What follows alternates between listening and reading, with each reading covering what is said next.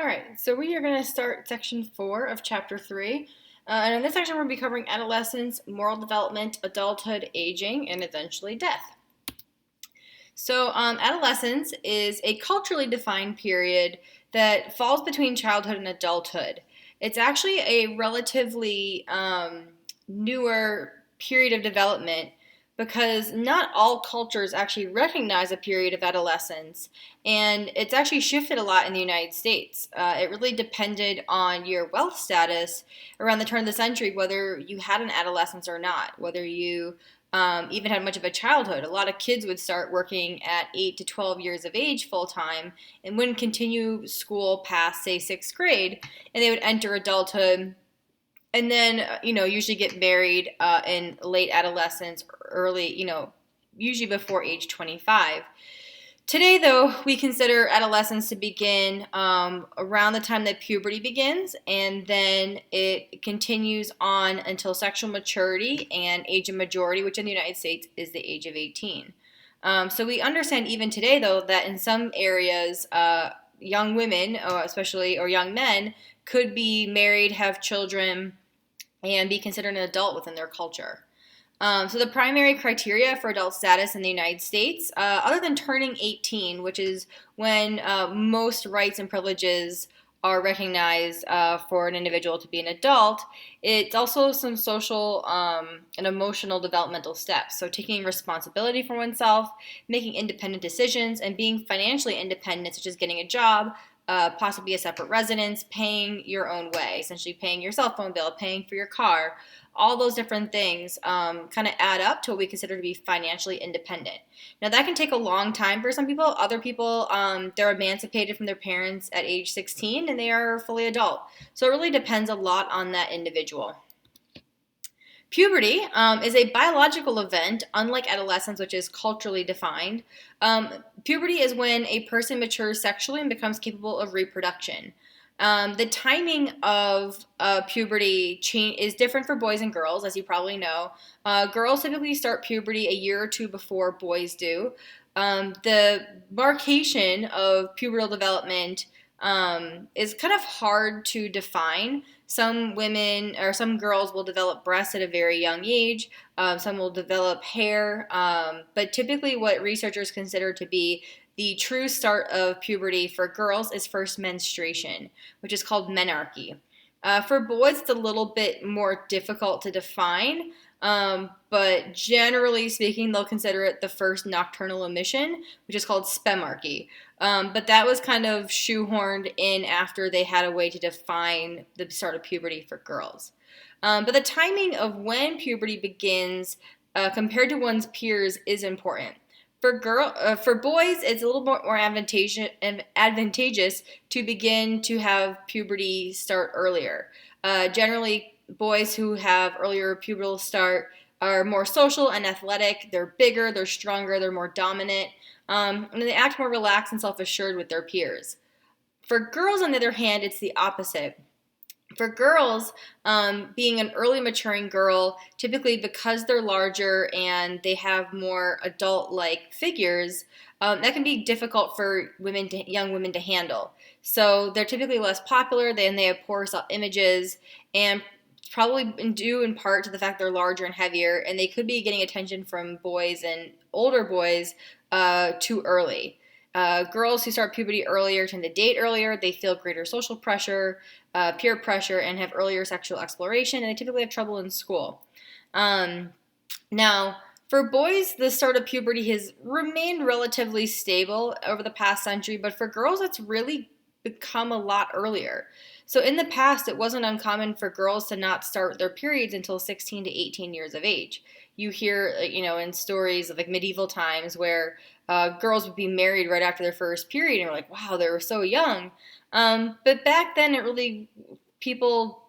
girls didn't have their first period until about 16 to 18 years of age, which is still young, but nowhere near kind of where we see it today. Today, though, puberty generally begins between 10 and 13 years of age for girls, with some girls even as young as like 6 and 8 years old beginning puberty and beginning menstruation. And obviously that can be very challenging for these girls to handle because it is quite a shock, especially if they don't know what it is, which is why it's important for parents to talk to their children early on what puberty entails, and especially for girls, what menstruation is. Now, researchers aren't exactly sure why puberty is starting so much earlier. Some people believe it's related to home environment. So, in homes that don't have a stable male figure, girls on average tend to start puberty earlier. And the theory behind this, and this sounds very strange, and likely only has a seeded truth, is that when the girl doesn't have a stable father figure, essentially her body starts puberty earlier in order for her to find a sexual mate who will be that stable figure in her life to help provide resources. Again, very kind of strange and weird, but we see overall that girls without a stable father figure at home or male figure at home are more likely to start puberty earlier. Some people believe it has to do with the hormones in our food, medications, but the most prevailing and best research theory is that just there's an overabundance of food, and girls are heavier at an earlier age, and by having more body fat and body mass, their body produces more estrogen, which kicks puberty on earlier. In the past, the childhood obesity rate was very low, and obviously it's increasing today, and that may be why puberty is beginning earlier and earlier. But again, it's generally the timing of puberty, so you don't want to be very late or very early. Somewhere in the middle of all your peers is kind of the best place to start. But for boys, it's more advantageous to start kind of on the earlier side, and for girls, a little bit on the later side.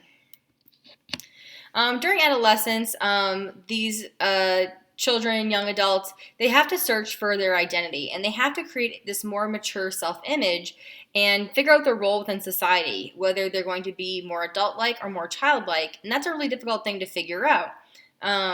We encourage adolescents to take more responsibility, to take on more duties, to begin handling their own finances and get jobs and drive and take these adult responsibilities. But at the same time, we're telling them, you're a kid, you're a minor, you can't drink, you can't smoke, you can't make decisions for yourself, you can't stay out late, you can't get a credit card, you can't be completely financially independent, you can't live alone. And there's a lot of like this back and forth between you're an adult and you're a child that adolescents have to deal with. So this version of autonomy versus dependence is a really difficult balance for adolescents to strike. And that who am I question becomes very important and very difficult to answer. And you guys are probably already kind of facing this idea of who am I and what am I going to be when I grow up and what major do I want to declare. That can be really difficult for people in their 30s and 40s. I have plenty of friends who have no idea what they want to be when they grow up, and we are all well into adulthood. And to ask, a 16, 17, 18-year-old, and for you guys, even 14, 15-year-olds, to start picking a major and decide what they want to do for a career, that's a lot of really heavy information to try to process. And that's, looking into the future way beyond where we really should be pushing adolescents to look, especially when we're talking about taking out student loans and making major life decisions like where I'm going to live and what school am I going to go to, what am I going to study. These things become really difficult. So the search for identity is a very difficult and long process for many people. So if you don't know what you want to do, it's okay. That's perfectly normal. I know you're going to hear that over and over again, but really it's a long process, and you don't have all the information yet, and that's okay.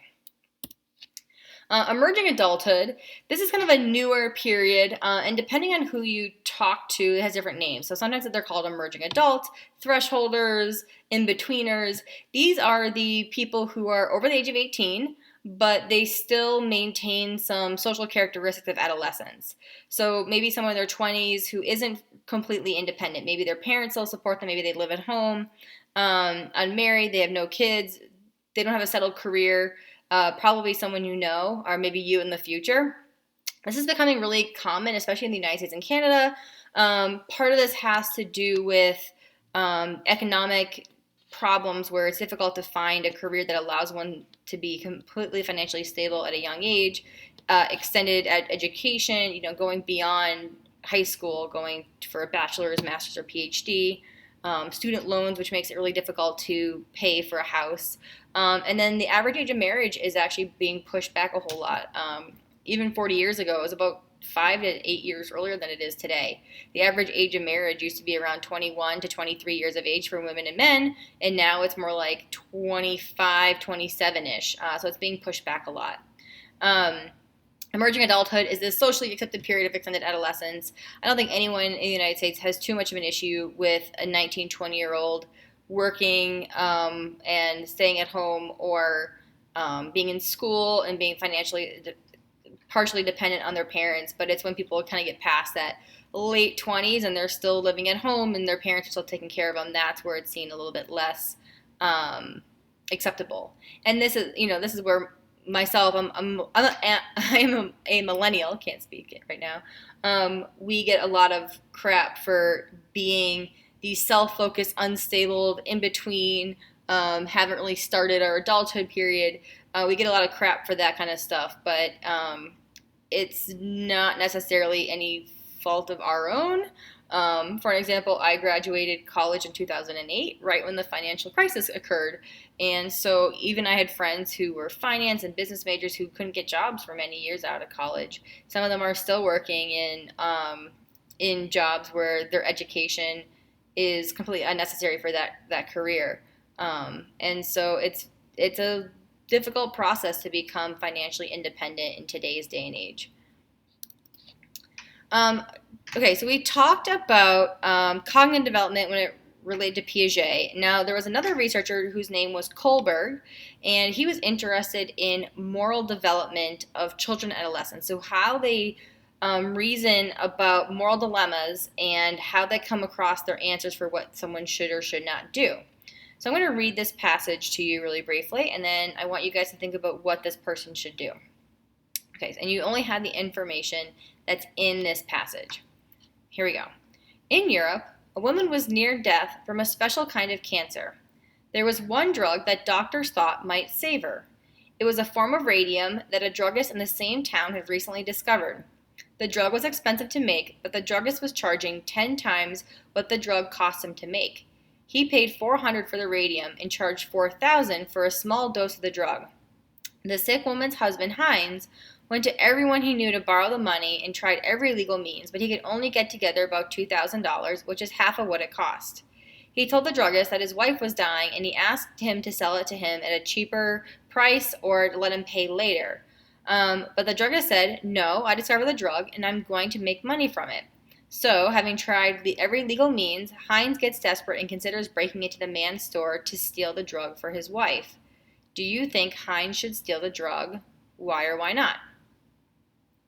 Take a second, think. Why should he steal it? Yes or no? And why or why not? Why should he steal it? Why should he not steal it? Do you have an answer? All right, so whether you say yes or no or why really isn't part of the dilemma. It's not the yes or no part, but the stages of moral development that Kohlberg created looks at the development of values that, along with the appropriate emotion and cognitions, guide our responsible behavior. And he believed that we go through stages of moral development, and these names should look familiar. We have the pre-conventional, which is guided by action, so punishments and rewards. Conventional, which is the desire to please others and follow authority. And post-conventional is general, comprehensive, and universal, with high values of justice, dignity, and equality. So if you were to ask a child about this scenario, if they were in the pre-conventional stage, they would say stealing is bad and you get in trouble for stealing. So it's very simple and based off of punishment or reward. Oh, he should steal it because he can save his wife. Conventional is, this desire to please others. So he should do it because his wife would want him to do it, or he shouldn't do it because the police will get him and people will look down on him for stealing. That's something that's really bad to do. Post-conventional looks at a higher value, like I said, of justice, dignity, and equality. So a life is worth more than the cost of the drug, or if we allowed everyone to steal, then society would break down and we wouldn't have the rules that would allow us to each be safe. So if you're thinking of a higher level reason, you're probably in the post-conventional stage. And typically in adolescence, people are kind of in between the conventional and post-conventional stages. All right, so moving into middle and late adulthood. So some of the challenges that adults face are health, whether it's improving or their health declining. Careers, establishing a career, changing careers, and just stability of different fields and markets. Marriage, whether to get married or whether to divorce, how many marriages, then having children, whether they decide to have children or become child free, or stay child free, to how they're going to raise their children, and then their parents. Not only can parents be annoying all throughout adulthood, but as parents age, a lot of times people have to take on a parental role on their own parents. So the parents will move in with them, or they have to take care of their parents financially or physically. And that usually kind of gets stuck on typically the wife, where the woman in the relationship, where they will have to take care of the older aging parents while they're taking care of their own children and putting their career temporarily on pause. So the idea of a midlife crisis, it's not well established in the field. There are some people who have what are called midlife adjustments, where they realize they're in a career field that really isn't satisfying to them, or they decide to go back to school and get a degree or a different degree. But generally, a midlife crisis in the traditional sense of like divorcing and getting a convertible and dating younger women, that's not usually something we see outside of TV shows and movies. So the midlife crisis is rather rare. But in modern life, having self-acceptance, positive relations with others, autonomy, which is personal freedom, environmental mastery, a life purpose, and continued personal growth typically allows adults to overcome these challenges successfully. Old age, there's actually a field of psychology called gerontology, or a person in this field is called a gerontologist. This is a psychologist who studies the aging and the aged and the aging process. People who are in old age are more likely to remain mentally sharp if they remain healthy, if they live in a favorable environment, if they're intellectually involved, have a flexible personality, are married to an intelligent spouse, my husband will live forever, and find satisfaction in the accomplishments within their midlife. So if all these things are in place, their mental sharpness will usually sustain itself until very late in age, unless there's some other disease such as dementia, one form of dementia being Alzheimer's. Ageism is a discrimination or prejudice based on a person's age, and this can oppress both the young and the old. So think of job applicants. If you were applying to work at, I don't know, Hollister at the mall, no one would bat an eye. But if an 80-year-old was applying, that would get some funny looks, and so they would probably not be super well qualified, or not deemed to be as well qualified for that job. Same thing if older people are going into the tech industry, typically by age like 40, they're considered to be over the hill and not useful within the tech industry unless they have a vast variety of skill sets. It can be hard for people over the age of 50 to move into new careers or into new positions because they're just not seen as being as flexible. And so same thing that can happen to young people, young people applying, people who look young applying for jobs that are typically positions of more esteem. It can be harder for them to break into those fields. However, in some cultures, like in Japan, they teach respect for the elderly, and aging is seen as a positive thing, and being of a higher age brings more status and respect. Unlike here in the United States, where women are furiously putting creams on their faces and dyeing their hair in order to look younger. Especially women. Men get this a little bit, but generally men are seen as more distinguished as they get older and they get that salt and pepper look, versus women are deemed maybe less worthy if they start to show their age. In many jobs, though, wisdom and expertise is more valuable than any loss of mental quickness. So we talked about this with the crystallized versus fluid intelligence. Older individuals have more crystallized intelligence, this knowledge and wisdom that comes with experience, but they have lost a little bit of the fluid intelligence, which is, that ability to learn new skills and new technologies. But generally with practice and time and patience, they can pick them up without a problem. I'm sure a lot of your grandparents use Facebook and cell phones and things like that, and they do just fine. All right. So our last step here is death and dying. So people have varying reactions to their impending death. Some people are very not ready for it, even if they're older age, whereas some people kind of welcome that new step and maybe leaving this world, however you may see the afterlife, if there is one, and moving past, maybe their current physical problems. There are people who study this. They're called thanatologists. Thanos, get the root there. Thanatologists, they are specialists who study the emotional and behavioral reactions to the death and dying process. So there are 5 basic emotions to impending death, and these are the same as the stages of grief. Now, some people will go through all of these stages. Some people will skip stages. Sometimes they'll do this out of order. But generally, it goes in this order. So 1 is denial and isolation. So finding out that you're going to die, you're just like, no, that's not going to happen. Like that, I'm fine. I'm like, I need a second opinion. I don't trust this doctor. Second step is anger, feeling really pissed off and upset that you're the one who's going to be dying when you've done all the right things. Bargaining is maybe pleading with the doctors to do an experimental treatment and save you, or bargaining with your deity of choice. Depression is feeling really sad and dejected about the process, and then acceptance is coming to realize that, we all die. It just happens sooner or later for other people, and you can't really choose how you're going to go. Circle of life kind of stuff. Now, death is a really difficult topic for a lot of people, especially here in the United States, to discuss, because death has been far removed from our day-to-day lives. When in the past, if someone passed away, they typically passed away at home. They would have viewings for the body at home awake. They would have them in the house. The family would clean the body and take care of the funeral preparations. Today, we kind of outsource a lot of that. So most people will die in a hospital. Kids are kind of shielded from seeing dying relatives, and all the process, especially preparing the body, is handled by professionals, morticians, and funeral directors will take care of all the services. It's something that a lot of people don't think about or don't discuss with their relatives until it comes to that event or that crisis.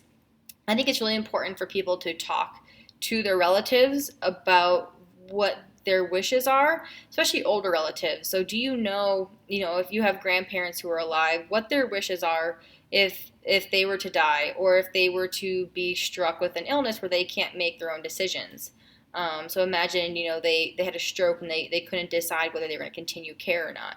I think it's important for everyone to understand where their relatives stand, including their parents and even themselves, to know what their wishes would be, whether it's organ donation, whether they want to cremate the body, donate the body, be buried.